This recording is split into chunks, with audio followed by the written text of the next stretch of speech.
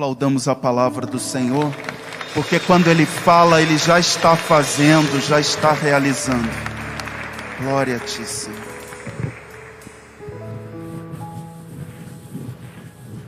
Vamos finalizando então o nosso momento de adoração, de clamor pelo nosso país.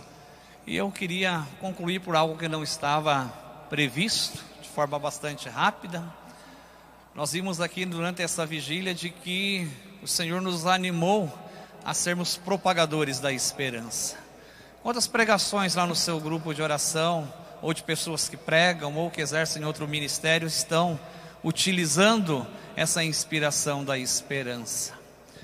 No ano de 1992, eu tinha 15 anos de idade, conheci a cocaína no lugar onde eu trabalhava. Em 94, 2 anos depois, eu conheci o crack. E do crack abandonei o emprego e fui para a criminalidade. Em 1996 aconteceu a minha primeira prisão, onde fui levado para o sistema penitenciário estadual do estado do Paraná. Quando saí da primeira detenção que havia recebido, minha mãe estava em casa rezando o terço. Eu andei mais de 12 quilômetros a pé desde a penitenciária até onde eu morava. E quando eu cheguei ela na sala rezando o terço, eu empurrei ela, entrei no quarto, peguei as minhas coisas e desci para a favela, onde fiquei por aproximadamente 12 dias. Eu pesava nessa ocasião 42 quilos. Não tinha credibilidade, projetos, perspectivas. No dia 2 de fevereiro, eu estava em um bar às 5 horas da manhã, me organizando para no dia seguinte estar indo fazer um assalto à mão armada contra compristas que iam no Paraguai, um período bastante com a presença e a participação de muitas pessoas ainda naquele auge das compras no Paraguai. E naquele dia eu tive uma briga em um bar, e quando eu saquei da minha arma para efetuar um disparo na pessoa, eu tropiquei, caiu e quebrou o mecanismo de disparo da minha arma.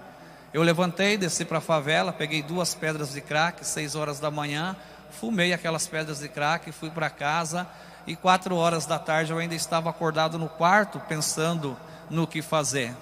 Por inúmeras ocasiões eu coloquei a arma na cabeça, com um projétil só no tambor, porque não tinha mais sentido a minha vida, desesperançoso, desgostoso de tudo aquilo que havia acontecido comigo. 4 horas da tarde eu acordei com um desejo imenso de ir na missa. Faziam aproximadamente 20 anos que eu não entrava em uma igreja após a minha primeira comunhão. Eu desci naquela ocasião na missa, sentei no primeiro banco, ainda sobre o efeito do álcool e da droga, e quando o padre começou a fazer a homilia, aquilo me irritou. Eu levantei, saí na porta, encontrei um menino do grupo de jovens que disse assim: olha, Paulo, à distância, meu apelido era Mano, você não quer participar de uma vigília conosco? Eu nem sabia o que era aquilo. Eu empurrei ele e falei: depois eu passo lá. Fui para casa, briguei com a minha mãe. Ela não tinha dinheiro para me dar, para intimidá-lo. Eu efetuei 2 disparos de arma de fogo dentro de casa. Ainda hoje estão lá a perfuração na parede. E eu peguei então algumas coisas e saí, porque eu queria ir para um lugar chamado Vícios e Manias, onde nós nos encontrávamos na noite de sábado em Foz do Iguaçu, no Paraná, onde havia ali uma reunião de prostitutas, drogados, traficantes, sequestradores, pessoas relacionadas ao mundo do crime. Eu fui até o ponto de ônibus, e no ponto de ônibus, quando eu acordei, eu estava diante da imagem de Nossa Senhora das Graças no local dessa vigília. Como eu fui para lá até hoje eu não sei explicar. Quando eu abri os olhos, eu vi jovens e algumas senhoras com a Bíblia na mão e os tercinhos, borboreando algumas palavras que eu não conhecia. Eram aproximadamente 11 horas da noite. Naquele dia, em um momento de efusão do Espírito Santo, um jovem que não conseguia falar ainda com clareza as palavras, utilizando a Bíblia, ele disse para mim: a sua vida tem jeito. Se você quiser, hoje Deus pode dar a salvação para você.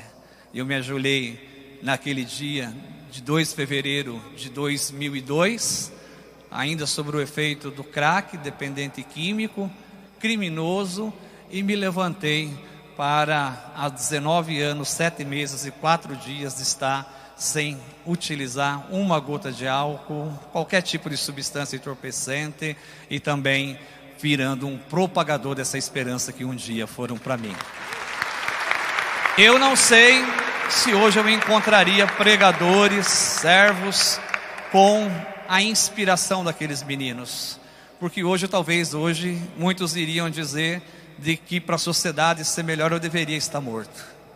Quando nós não temos uma inspiração de propagação da esperança, bandido bom é bandido morto. Quando nós somos inspirados pelo discurso na pregação que Dom José fez para nós, bandido bom é bandido convertido, porque é uma alma que o céu ganha. Amém, meus irmãos? Que nós possamos hoje sair daqui impulsionados e animados pela esperança, para poder voltar a dar às pessoas a possibilidade de poder pensar de que há uma saída diante das circunstâncias que talvez elas estejam vivendo, independente de qual seja. Hoje eu sou casado, sou pai de 5 filhos biológicos, 1 do coração.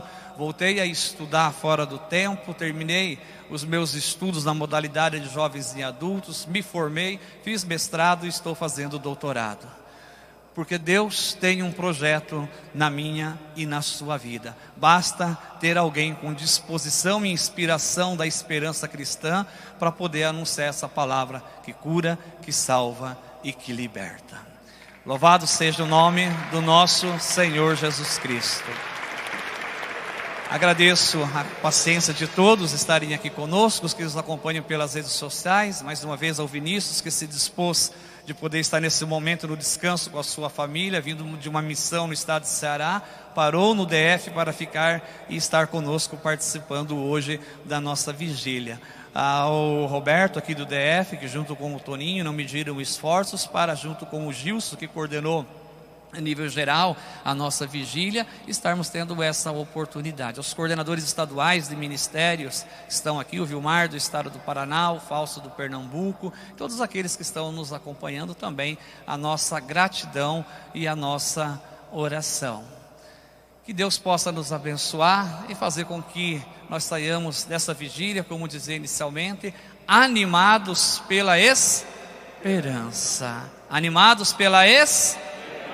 Não é pela raiva, não é pelo ódio, não é pelas disputas, não é pelas dissensões, não é por nada, mas pela esperança. Convido você a ficar em pé. Nós já recebemos a bênção do Santíssimo, então não vamos pedir novamente a bênção, mas vamos olhar para quem está do nosso lado e dizer: foi muito bom te ver presencialmente. Que no ano que vem nós possamos estar em um maior número aqui na capital federal, para elevarmos um grande clamor pelo nosso país, pelas nossas famílias, pelo nosso amado movimento Renovação Carismática Católica do Brasil. Um abraço a todos, Deus abençoe, fiquem com Deus e até o ano que vem, se Deus quiser, aqui nesse mesmo lugar, de forma presencial. Deus abençoe. Eu vou deixar-me guiar e me abandonar.